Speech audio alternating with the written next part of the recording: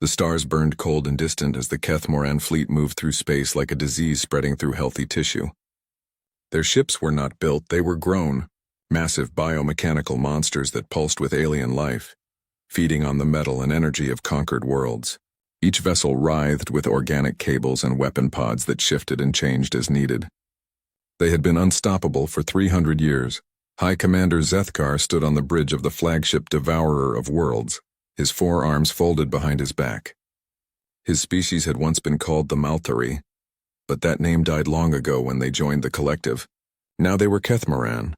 Their individual thoughts merged into one great mind that spanned thousands of ships and millions of beings. The collective was perfect. The collective was eternal. The collective always won. Report on the Zelkari system, Zethkar commanded, though he already knew the answer through the mental link that connected all Kethoran.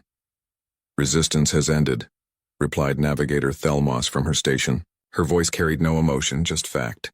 The Zelkari fleet was absorbed. Their technology has been integrated. Population centers are being processed. Zethkar nodded. It had taken exactly 4 standard rotations to break the Zelkari, just as the collective had predicted. The blue-skinned aliens had fought hard, using energy weapons and quantum shields that would have challenged most species. But the Kethoran were not most species. Their ships learned and adapted with each battle. Weapons that worked once never worked twice. The Zelkari had made the same mistake as every other race before them. They fought like individuals, each ship trying to survive while hoping others would do the same. They could not understand the power of unity, of millions of minds working as one toward a single goal. The collective did not fear death because the collective could not truly die. One ship destroyed meant nothing when 1,000 others carried the same thoughts and memories. "Show me their final moments," Zethkar said. The main screen flickered to life, displaying the battle that had ended just hours ago. Zelkari ships darted between asteroids, firing everything they had at the advancing bioships. Their weapons blazed bright against the darkness, carving glowing wounds in the organic hulls of the Kethoran vessels. For a moment it looked like they might actually damage the attackers. Then the bioships began to change. Their hulls shifted and flowed like liquid metal, growing new armor that absorbed the energy blasts. Return fire came not from fixed weapon mounts but from living cannons that sprouted from the ship's sides like flowering buds. The Zelkari weapons became useless in minutes. Their ships were torn apart by bioplasma that ate through their hulls like acid. They tried to surrender at the end, Thelmos reported without feeling. Standard procedure was followed. Zethkar watched the last Zelkari command ship broadcasting a surrender signal on all frequencies. The bioships ignored it completely, wrapping the vessel in metallic tentacles and dragging it into their cargo holds. The Zelkari inside would be processed, their minds wiped clean and rebuilt to serve the collective. Their technology would be studied and copied. Their world would be stripped of useful materials and left as a dead rock. This was the way. This had always been the way. Analysis of new technologies? Zethkar asked. Quantum shielding provides no significant advantage over our bioadaptive armor. The collective's voice echoed through his mind. Energy weapon modifications are inferior to our plasma systems. Ship designs show typical individualistic flaws. Too much concern for crew survival, not enough focus on victory. The High Commander allowed himself a moment of satisfaction. 300 years of conquest had proven the same thing over and over. Individual thinking was weakness. Species that valued each life, each ship, each soldier could never defeat an enemy that saw only the greater goal. The collective had learned this lesson when their own world was conquered centuries ago, when the original Kethoran masters had shown them the power of unity.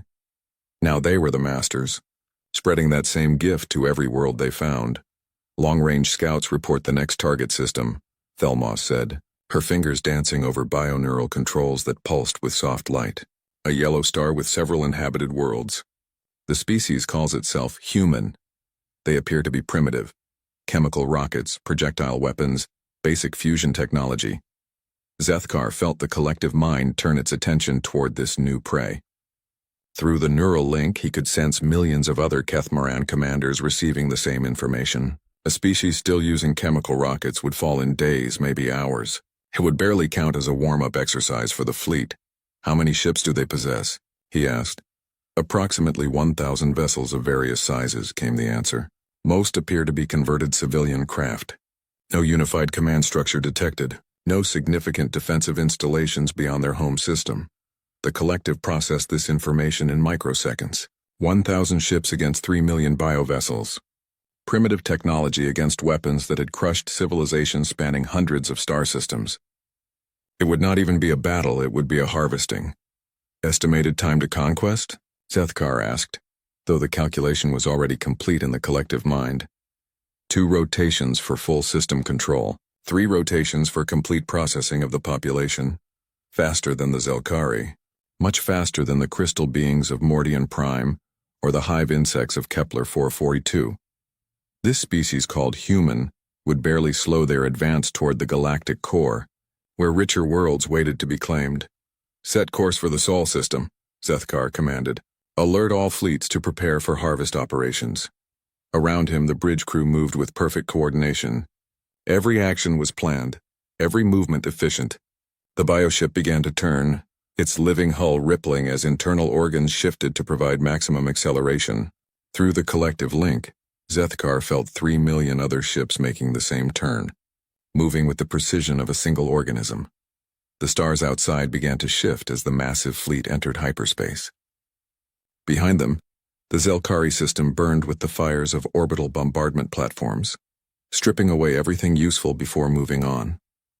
Soon it would be empty space, another footnote in the collective's endless expansion. Zethkar closed his eyes and let his consciousness drift into the collective mind. He felt the thoughts of every commander, every warrior, every technician in the fleet, all focused on the same goal, all working toward the same end. Perfect unity, perfect purpose the humans would learn as every species had learned before them. Individual will was an illusion. Personal desires were weakness. Only through joining the collective could any race achieve its true potential. Those who understood this truth quickly would be absorbed with minimal pain. Those who resisted would be broken first, then rebuilt into something useful. Either way, the outcome was certain. The collective always won. The collective had never lost. In 300 years of conquest, no force had ever stopped them for longer than it took their bioships to adapt to new weapons and tactics. 3 million vessels moved through hyperspace toward Earth, carrying the promise of unity to another primitive species. The Kethoran collective was hungry, and soon it would feed again. The emergency alert screamed through every military facility on Earth, jerking Admiral Sarah Chen from her morning coffee. The message was simple and terrifying. Galactic Council transmission received. Hostile alien fleet approaching Saul system. All forces to battle stations immediately.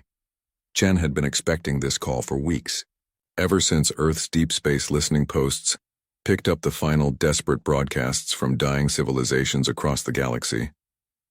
The same story repeated over and over, massive alien fleets appearing without warning, crushing all resistance in days, then moving on to the next target. Now it was humanity's turn. She rushed to the Terran Defense Command Center buried deep beneath the Swiss mountains. The massive war room buzzed with activity as officers tried to make sense of incoming data. Wall screens showed the positions of every human ship within 50 light-years, a pathetically small force compared to what they were about to face. "Give me the numbers," Chen ordered as she took her command chair.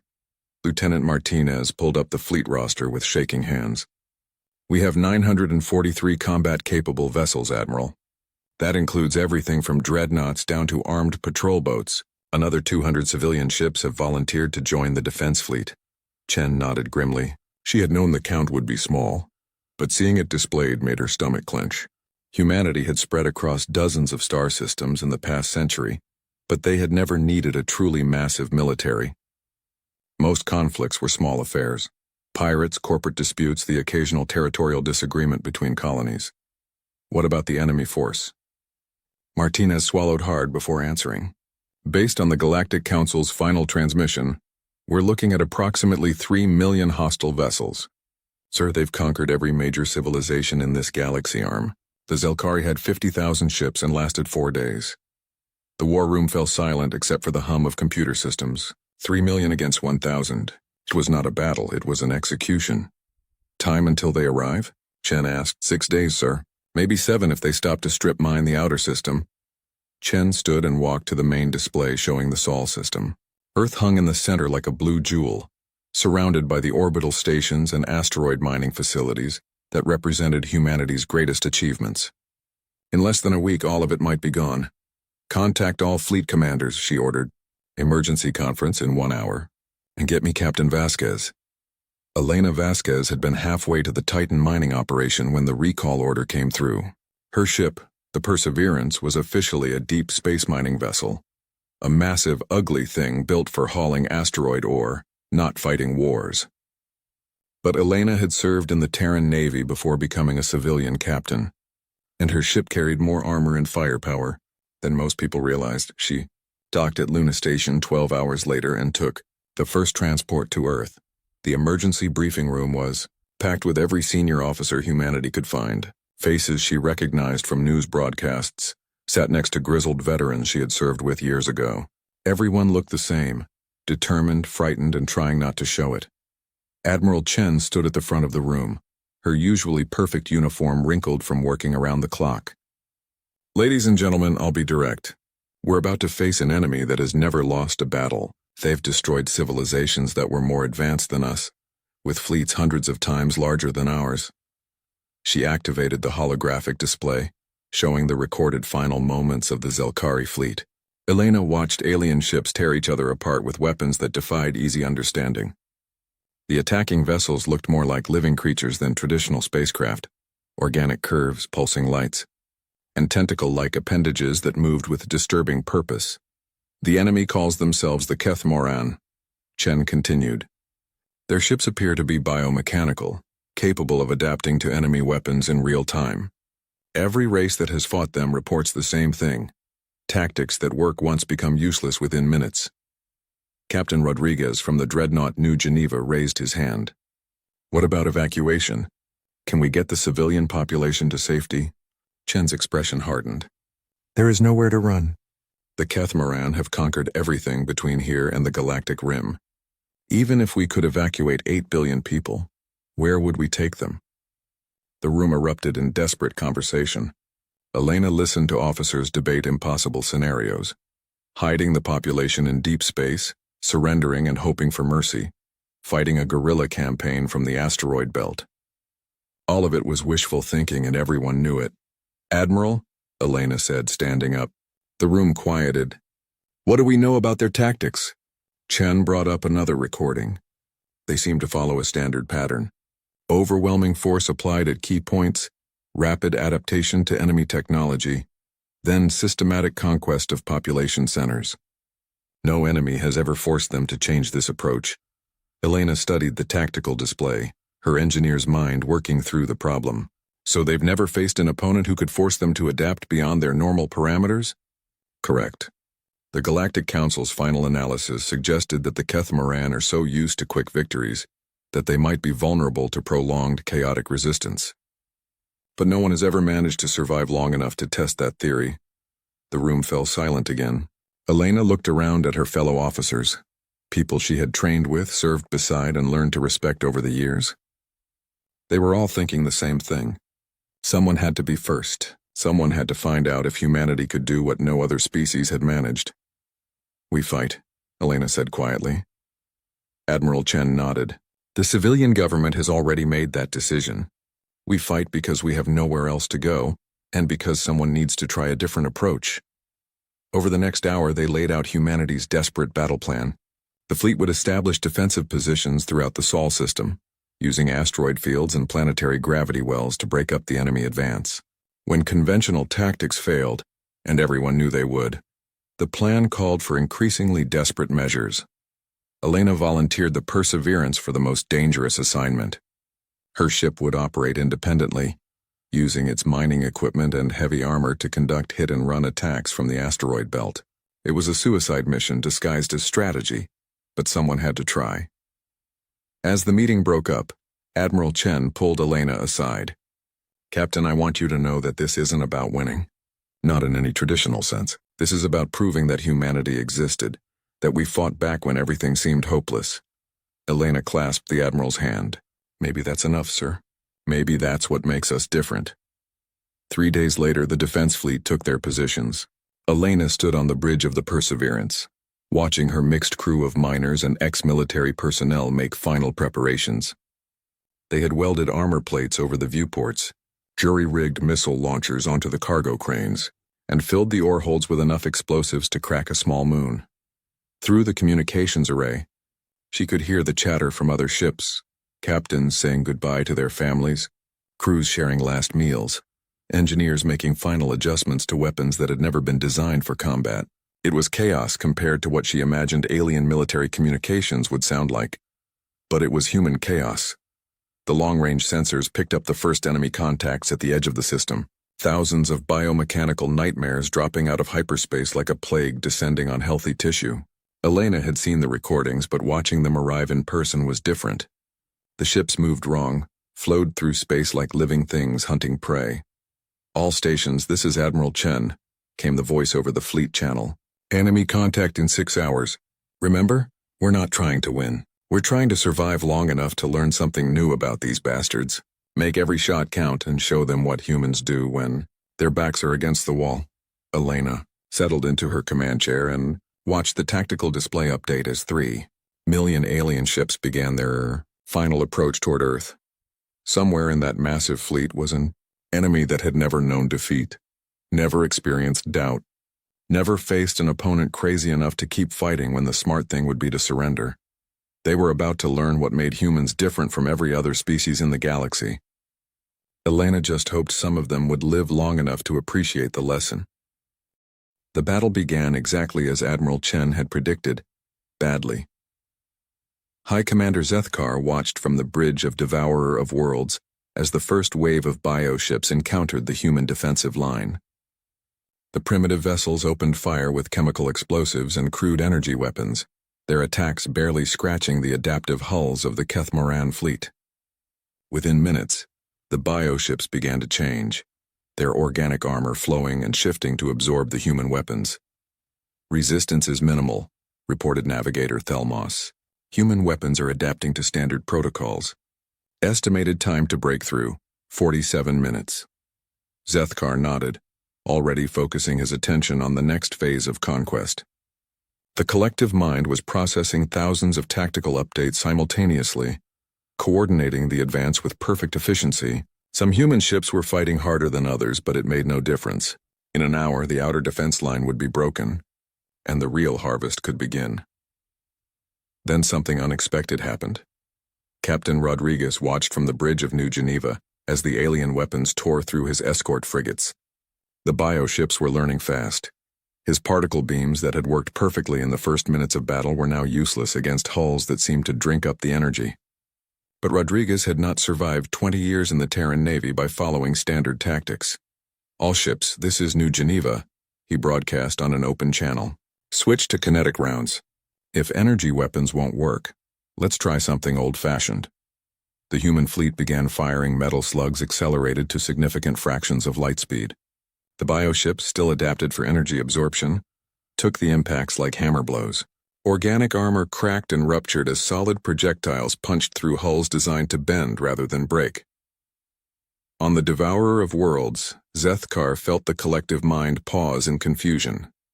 The humans had just abandoned working tactics in favor of less efficient weapons. It made no sense from a strategic standpoint. But the bioships were taking unexpected damage. "Adapt to kinetic impacts," he ordered. The bioships began to change again, their hulls growing denser and more rigid to deflect solid projectiles.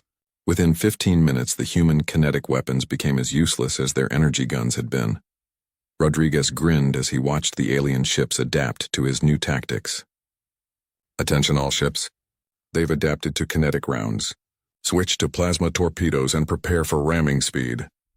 The collective mind reeled as the humans changed tactics again. No species had ever switched weapon systems so quickly, abandoning effective tools before the enemy could fully adapt. It was wasteful, inefficient, and completely unpredictable. Elena Vasquez listened to the battle reports from her position in the asteroid belt, waiting for her moment to strike. The main fleet was getting torn apart, but they were doing something no other species had managed. They were forcing the Kethoran to constantly adapt, instead of settling into a comfortable rhythm. "Captain," called her weapons officer, Lieutenant Park. The alien ships are focusing on the main fleet. Should we move in to support? Not yet, Elena replied, watching the tactical display. Let's see what else our people try first. The answer came minutes later when Captain Stevens of the heavy cruiser Yorktown did something that made the collective mind stagger in disbelief. Instead of fighting the bioships that were swarming his vessel, he activated his ship's self-destruct and rammed directly into a Kethoran super-destroyer. The explosion tore through space like a miniature star, vaporizing both ships and severely damaging 3 nearby biovessels. But more importantly, it created a gap in the enemy formation that the humans immediately exploited. All remaining ships follow the Yorktown's lead. Admiral Chen's voice crackled over the comm. If they want our ships, they can have them with interest.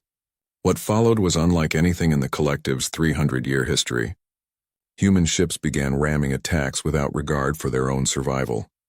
Some used their self-destruct systems to maximize damage. Others simply crashed into bioships at maximum acceleration, trusting their armor to punch through enemy hulls before they died. The collective mind, designed for efficiency and preservation of resources, could not comprehend such wasteful tactics. Bioships began pulling back from close combat, trying to engage at longer ranges where ramming was impossible. But the humans adapted again, using their smaller ships as suicide bombers while their larger vessels provided covering fire. Zethkar felt something he had never experienced before: uncertainty. The collective was struggling to process human tactics because they followed no logical pattern. The humans seemed willing to sacrifice any number of ships for marginal tactical advantages, treating their vessels like ammunition rather than valuable resources. Analysis, he demanded. Human behavior does not match any recorded patterns, the collective replied. Its usually perfect voice carrying an odd flutter. They appear to value tactical unpredictability over resource preservation. Combat effectiveness per vessel is declining, but overall strategic impact is difficult to calculate. For the first time in 3 centuries, the Kethoran collective was confused. Elena watched the battle rage for 3 hours before making her move. The main human fleet was down to less than 200 ships, but they had destroyed nearly 1,000 biovessels through sheer bloody-minded stubbornness. More importantly, they had proven that the Kethoran could be hurt, could be confused, could be forced to react instead of simply overwhelming their enemies. "Take us in," she ordered. "Target the command ship." The Perseverance emerged from the asteroid field like an avenging angel, her mining charges and jury-rigged weapons blazing. Elena had loaded her cargo holds with everything from nuclear warheads to industrial explosives, turning her ship into a flying bomb factory. "Ma'am," Park called from his station. "That bioship is massive. Our weapons won't even scratch it." Elena smiled grimly. "Who said anything about scratching it? Arm the mining charges and target their weapon clusters. If we can't hurt them, let's at least make them angry."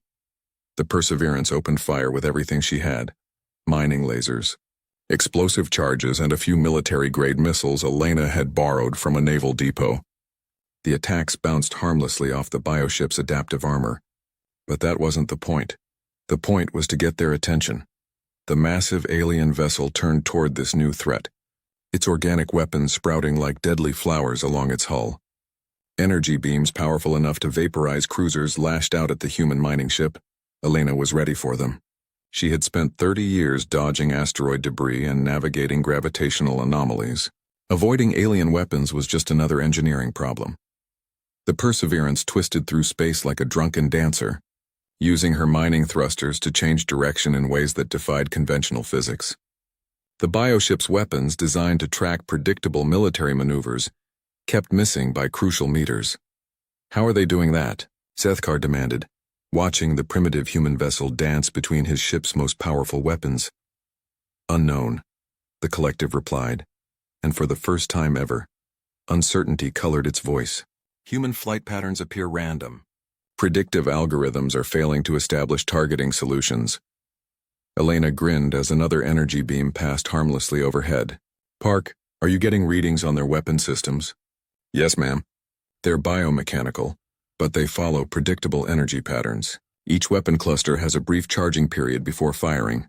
"Perfect. Communications patch me through to Admiral Chen." "Elena, what the hell are you doing out there?" Chen's voice was tight with worry. "Learning, Admiral. I think these aliens are used to fighting opponents who make sense. What if we stopped making sense? Before Chen could reply, Elena activated every piece of mining equipment on her ship simultaneously.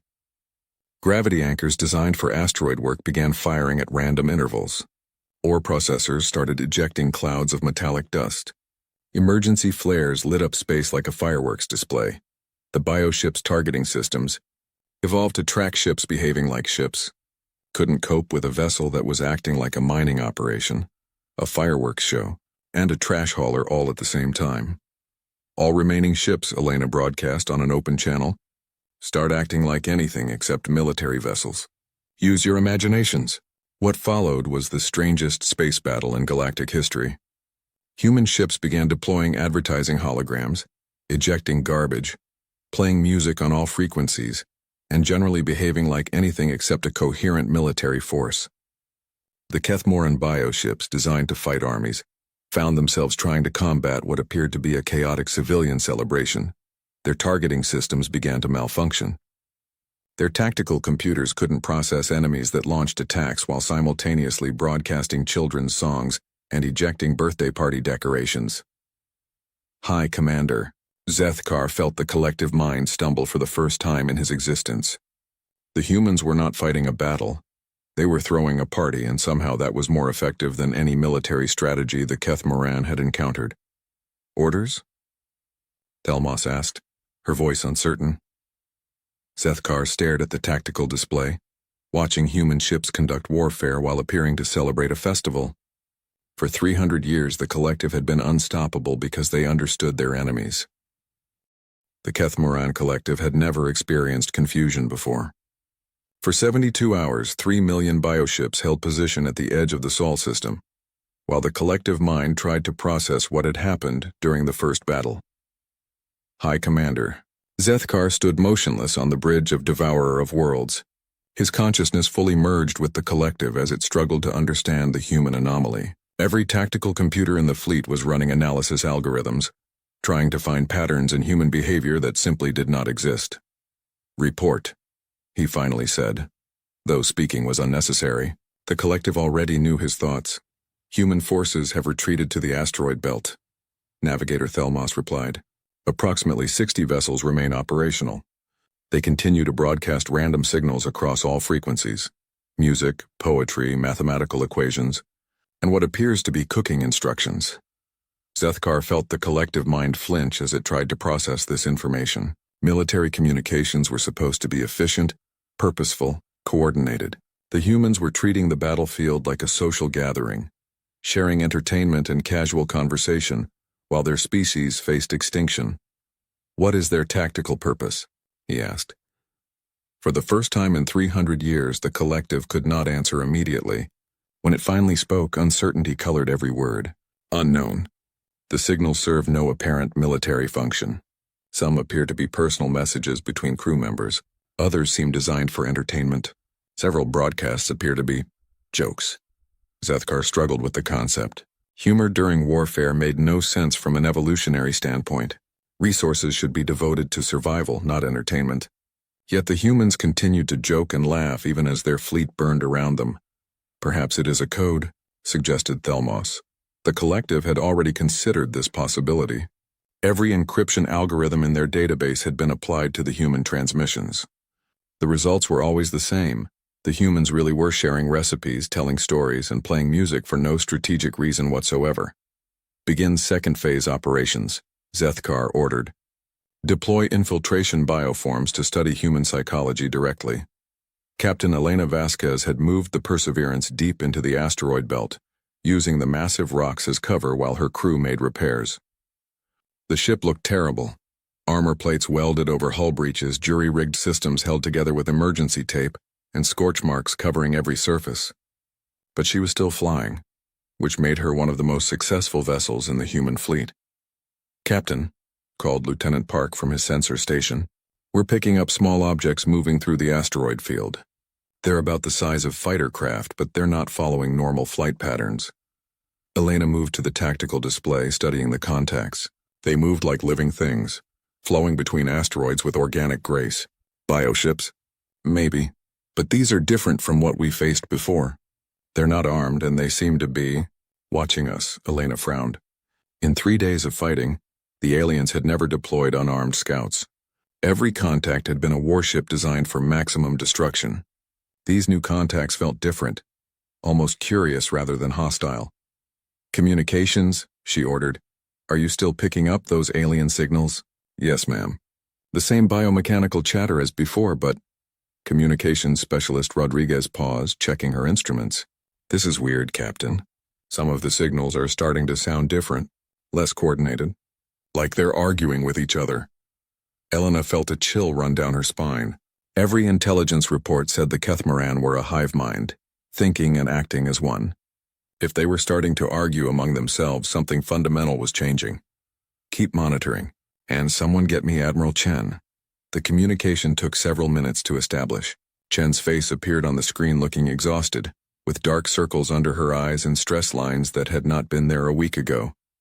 Elena, thank God you're still alive. We've lost contact with most of the fleet. How many ships do we have left? 43 confirmed operational. Maybe a dozen more hiding in the belt like you are. Chen's voice was hollow with grief. We've bought ourselves some time, but I don't know what we're supposed to do with it. Elena shared her sensor readings, showing the strange, unarmed contacts moving through the asteroids. Admiral, I think we might have accomplished more than we realized. Something's wrong with their coordination. Chen studied the data, her tired eyes sharpening with interest. You think we damaged their command structure? Maybe. Or maybe we gave them something they've never had to deal with before. Uncertainty. The conversation was interrupted by an urgent signal from Rodriguez. Captain, you need to hear this. The alien communications are getting stranger. She patched the signals through the bridge speakers. What they heard made everyone freeze in shock. Instead of the coordinated biomechanical chatter they had been monitoring for days, the transmission sounded chaotic, confused, almost human. Individual voices were emerging from the collective signal, asking questions, expressing doubt, sometimes even contradicting each other. It was as if the single alien mind was fracturing into separate pieces. My God, Admiral Chen whispered. What did we do to them? Elena listened to the alien voices arguing about tactics, questioning orders, and expressing something that sounded remarkably like fear. A terrible possibility began forming in her mind. Admiral, what if the Kethoran aren't naturally a hive mind? What if they were made that way? Over the next 18 hours, the truth became clear. Elena's crew, working with the few other surviving ships, began monitoring alien communications across the entire fleet. The collective consciousness that had controlled 3 million bioships for 3 centuries was falling apart. Individual Kethoran were remembering what it felt like to think for themselves. They were questioning orders for the first time in their lives. Some were even refusing to continue the attack on human positions. Lieutenant Park worked around the clock to decode the alien transmissions. What he found was disturbing and wonderful at the same time. Captain, I think the Kethoran collective works by suppressing individual thoughts and emotions. But exposure to human behavior, our chaos, our individuality, our refusal to think logically, it's like a virus infecting their system. Elena stared at the communication logs, watching alien minds wake up to their own existence. We didn't just fight them. We infected them with independence. The question is, Admiral Chen said during their next conference, what do we do about it? Elena had been thinking about that problem for hours. The Kethoran fleet was still vastly superior to anything humanity could field.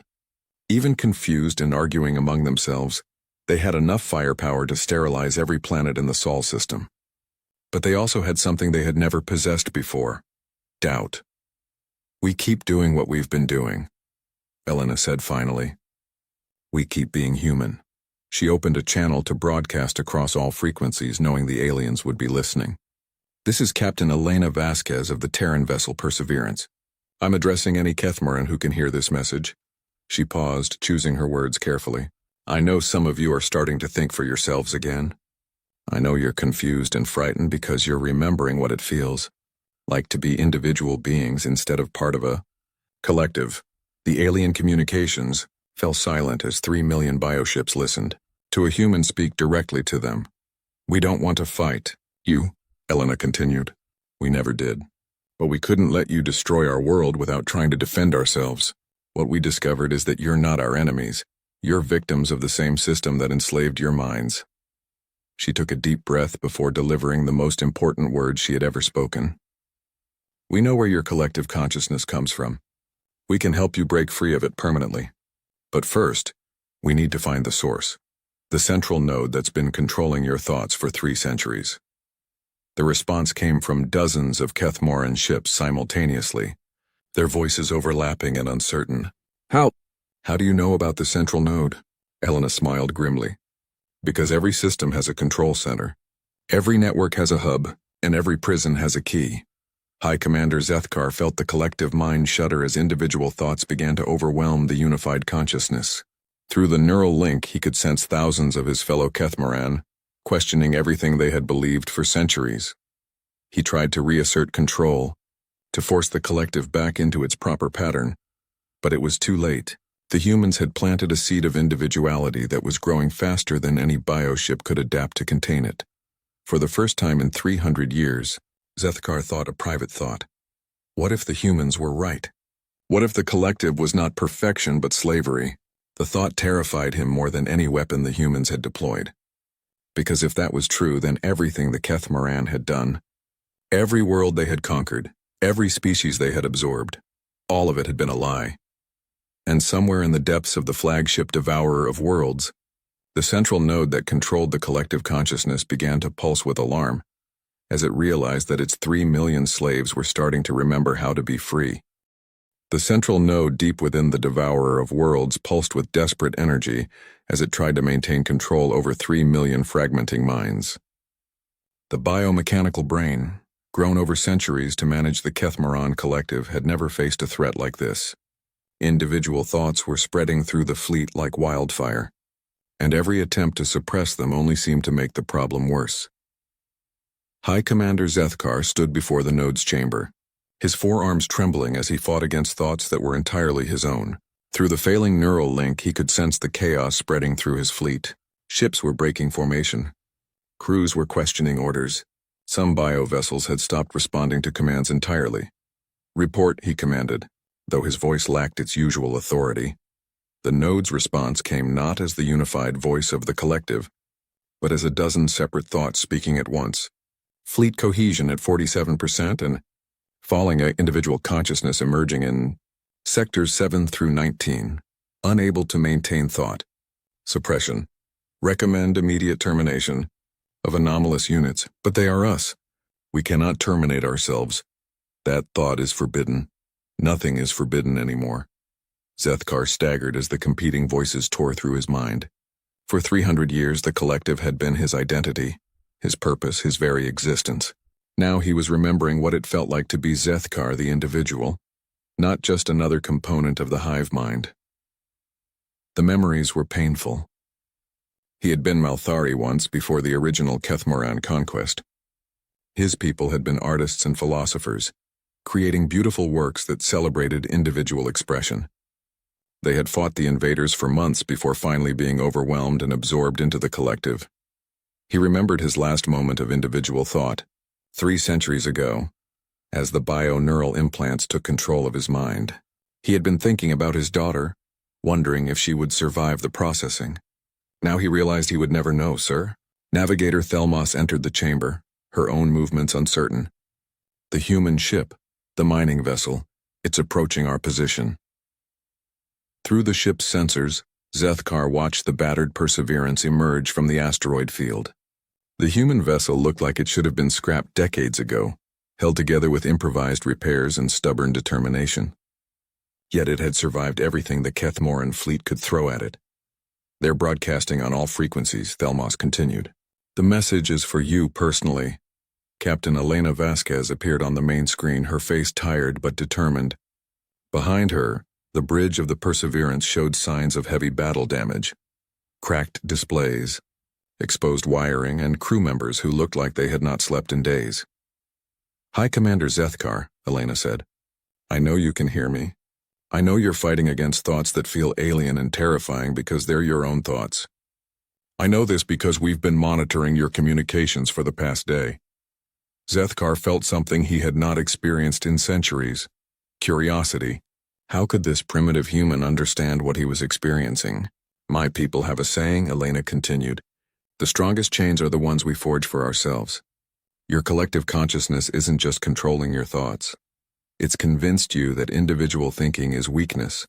That unity requires the elimination of self. She paused, studying something off camera before looking back at him. But we know the truth. We know that real strength comes from different minds working together by choice, not from forcing everyone to think the same thoughts. What do you want? Zethkar asked, his voice carrying across the communication link. I want to help you break the chains, Elena replied. But first I need to get to your central node. I need to interface with the system that's been controlling your people for 3 centuries. The node pulsed with alarm, sending waves of panic through the failing collective. Impossible, it spoke through a dozen voices. No alien consciousness can interface with Kethoran bioneural systems. The attempt would result in immediate death. Elena smiled grimly. Commander, I've spent 30 years working with mining equipment that tries to kill me every day. Bioneural systems can't be that much worse than a fusion reactor having a bad day. Despite everything, Zethkar found himself wanting to laugh, an emotion he had not felt in 3 centuries. You wish to physically board our ship? That's the plan. My ship's in no condition for another battle, but she's got enough juice left for one last run. I'm going to crash into your docking bay, and then I'm going to walk to your central node and have a conversation with whatever's been controlling your thoughts. It will kill you, Zethkar said, and was surprised to realize he did not want that to happen. Maybe, but maybe not. See, I think your control system is designed to interface with minds that expect to be controlled. I've spent my whole life being stubborn and contrary. Let's see how it handles someone who refuses to give up individual thought. The node's panic reached new heights, sending contradictory orders throughout the fleet. Some bioships began targeting the Perseverance while others moved to protect it. The collective was literally fighting itself. Elena cut the transmission and turned to her crew. You heard the plan. Park, I need you to get me as close to their central chamber as possible. Rodriguez, start broadcasting everything we've learned about the Kethoran on all frequencies. Let every ship in both fleets know what's really happening here. Captain, Lieutenant Park said quietly, the odds of surviving a direct interface with alien bioneural systems are terrible, Elena finished. But the odds of our species surviving if we don't try this are worse. Besides, someone's got to be first. Might as well be the mining ship captain who's too stubborn to know when she's beaten. The Perseverance accelerated toward the massive bioship, her engines pushed beyond safe limits. Elena sat in her command chair, watching the alien vessel grow larger on the view screen. She could see weapon pods tracking her ship, but they were not firing. The Kethoran collective was too busy fighting itself to mount coordinated resistance. Impact in 30 seconds, Park reported. Elena opened a shipwide channel. All hands prepare for collision. It's been an honor serving with you. The Perseverance struck the devourer of worlds like a meteor, her reinforced bow punching through biomechanical armor and embedding deep within the alien ship's hull. Emergency systems screamed warnings as atmosphere rushed out of the breach. But Elena was already moving. She had studied the ship's layout during the approach, using sensor data to map the fastest route to the central node. Her mining experience served her well. Navigating alien corridors was not much different from exploring asteroid caves, except the walls pulsed with organic life. Kethoran crew members she encountered seemed as confused as she was. Some raised weapons, then hesitated. Others simply stared at her with expressions that suggested they were seeing an alien for the first time, with their own eyes, rather than through the collective's perception. Where is the central node? She asked one of them, a tall, thin being with 4 arms and skin that shifted color with emotion. I should not tell you, the alien replied, but his voice carried no conviction. But it is 3 levels down through the bioneural conduits. You cannot survive the interface, and we'll see, Elena said, and was surprised when the alien stepped aside to let her pass. The central node chamber was a cathedral of living technology. Biomechanical cables stretched from floor to ceiling like arteries, pulsing with data and electrical impulses. At the center, a massive brain-like structure floated in a tank of luminous fluid, connected to everything through thousands of neural pathways. So you're what's been controlling 3 million minds, Elena said, approaching the node. You don't look like much. The node's response came as a voice inside her head, cold and utterly alien. You cannot comprehend what you are attempting to destroy. The collective is perfection. Individual thought is chaos. I've seen your perfection, Elena replied, placing her hands on the bioneural interface. 300 years of conquest and slavery. If that's perfection, I'll take chaos any day. The moment her nervous system connected with the node, Elena's consciousness exploded into 3 million fragments. She experienced the thoughts of every Kethoran in the fleet simultaneously. Their suppressed memories, their buried emotions, their desperate desire for freedom that had been locked away for centuries. But she also experienced something else, the node's own thoughts. And what she found there changed everything. The central node was not some alien creation designed to control minds. It was Kethoran, the last vestige of the original collective consciousness that had been created to save their species from an even greater threat. Millennia ago, the Kethoran had been dying out, their individual minds too chaotic to coordinate the massive undertaking needed for survival. They had created the collective willingly, intending it to be temporary. But power, even power created with good intentions, does not give itself up easily. You were supposed to be servants, Elena said, her consciousness struggling against the node's attempts to absorb her, but you made yourselves masters instead. Individual thought leads to chaos, the node replied, but Elena could sense uncertainty in its response. The collective must be preserved.